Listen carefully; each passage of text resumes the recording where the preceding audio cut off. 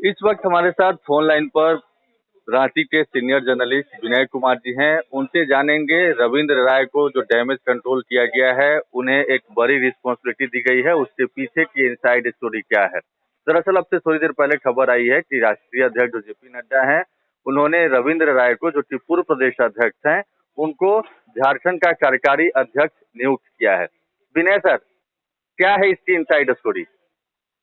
नहीं, देखिए, रविंद्र राय यहाँ के बहुत सीनियर लीडर रहे हैं और मूलतः वो आरएसएस से भी आते हैं। आरएसएस में 3 होता है, उसको पास किए हैं। उनका शुरू से बैकग्राउंड रहा है, युवा मोर्चा में रहे, विद्यार्थी परिषद में भी, विद्यार्थी परिषद में उनका लंबा कार्यकाल रहा।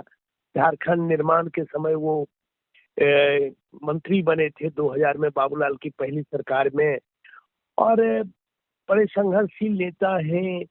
को किसी न किसी वजह से 2019 में लोकसभा का टिकट नहीं मिला था। उस समय वो सिटिंग एमपी थे और 2014 के लोकसभा चुनाव के समय और 14 के विधानसभा के चुनाव के समय रविंद्र राय झारखंड के प्रदेश अध्यक्ष थे। जब वो प्रदेश अध्यक्ष थे तो उस समय प्रदेश अध्यक्ष के समय में भारतीय जनता पार्टी को विधानसभा में सबसे बड़ी सफलता हाथ लगी। 37 सीटों पर जीतने में कामयाब भारतीय जनता पार्टी हुई थी। जी 35 सीटों पर जीतने में कामयाब हुई थी और जो अब तक का सबसे बेहतर परफॉर्मेंस है भारतीय जनता पार्टी का, जब से झारखंड निर्माण हुआ और झारखंड का चुनाव हो रहा है। और उस समय जो एनडीए का गठबंधन था उसको 42 सीट मिली थी। बाद में 6 लोग और जेवीएम से चले आए तो पूर्ण बहुमत से भारतीय जनता पार्टी की सरकार चली, रघुवर दास की। और फिर लोकसभा के चुनाव के समय भी 14 में से 12 सीट जीतने में भारतीय जनता पार्टी कामयाब हुई थी। उस समय भी रविंद्र राय प्रदेश अध्यक्ष थे। तो उनकी उपयोगिता को देखते हुए, चूंकि इस बार वो चाहते थे कि हम चुनाव लड़ें, गांडे से लड़ें, बगोदर से लड़ें, बगोदर से लड़ें, गांडे से लड़ें, राजधनवार से लड़ें, तो कई सीटों पर उन्होंने ऑप्शन दिया था। गिरिडीह से लड़े, लेकिन पार्टी ने उनको कहीं से जगह नहीं दिया।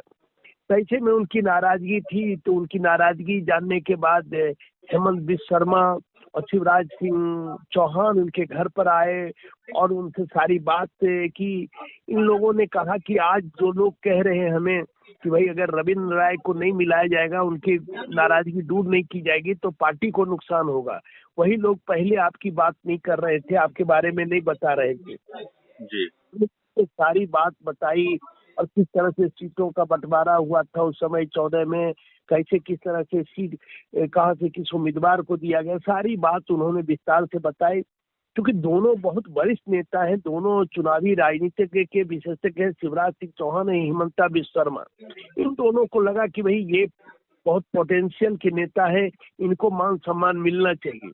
उन लोगों ने उसी दिन उनसे कहा था कि भाई आप छोड़ दीजिए अपनी चिंता, आप पार्टी का काम करिए, आप पार्टी की सेवा करिए, आप अपनी चिंता छोड़ दीजिए, हम लोगों से जो बनेगा करेंगे। जी। और उसके बाद रविंद्र राय अपनी नाराजगी भुलाकर पार्टी के काम में लग गए और फिर अब नई जिम्मेदारी उनको कार्यकारी अध्यक्ष। ठीक है विनय सर, लेकिन जब नाराज होते हैं तब पता चलता है पार्टी के लोगों को कि इनकी उपयोगिता बहुत है, ये अगर चले गए तो फिर पार्टी को नुकसान होगा। ये तो पहले ही सोचना चाहिए ना। एक प्रदेश अध्यक्ष जिनके नेतृत्व में बीजेपी ने झारखंड में अब तक का सबसे दमदार प्रदर्शन किया हो, पहले सांसद से भी उनका शायद मुझे लगता है टिकट काटा गया था, फिर विधानसभा चुनाव में भी मौका नहीं दिया जा रहा है, तो फिर क्या मतलब बनता है।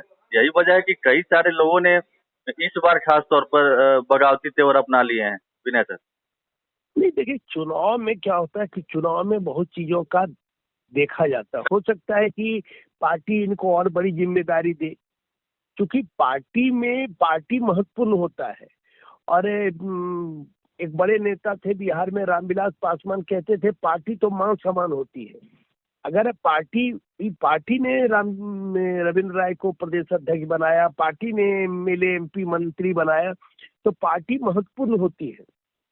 तो मुझे लगता है पार्टी ने इनको जिम्मेदारी दी है और अब जिस जिम्मेदारी मिलने के बाद ये और दुगने उत्साह से काम करेंगे। क्योंकि बाबूलाल मरांडी देश अध्यक्ष है, वो चुनाव लड़ रहे हैं और वो राजधनवार से चुनाव लड़ रहे हैं, तो चुनाव के कारण उनकी व्यस्तता हो जाएगी। तो पार्टी अध्यक्ष के रूप में जितना समय देना चाहिए उतना वो दे नहीं पाएंगे।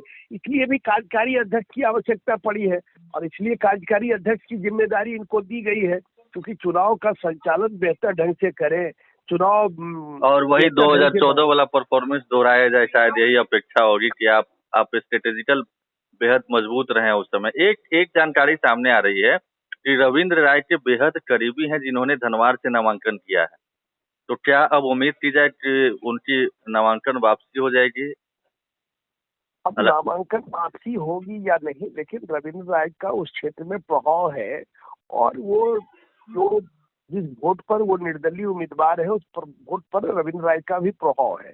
उस वोट पर लक्ष्मण प्रसाद सिंह जो उस क्षेत्र से लगातार 2 बार चुनाव लड़े उनका भी प्रभाव है। तो मुझे लगता है कि ये लोग अगर जाएंगे और कंपेन करेंगे तो बाबूलाल जी को कोई नुकसान नहीं होगा और बाबूलाल जी बहुत आसानी से वहां से अपनी सीट बचा सकते हैं। जी जी जी। चलिए, फिलहाल तो यही खबर थी और हमने जाना कि क्या है इसके पीछे की वजह, क्यों उनको कार्यकारी अध्यक्ष बनाया गया है। आगे भी हम जानेंगे विनय सर से आने वाले दिनों में कि क्या इससे बड़ी रिस्पॉन्सिबिलिटी भी उन्हें दी जाने की तैयारी हो रही है और ये महज एक ट्रेलर है। बहुत बहुत धन्यवाद विनय सर। धन्यवाद।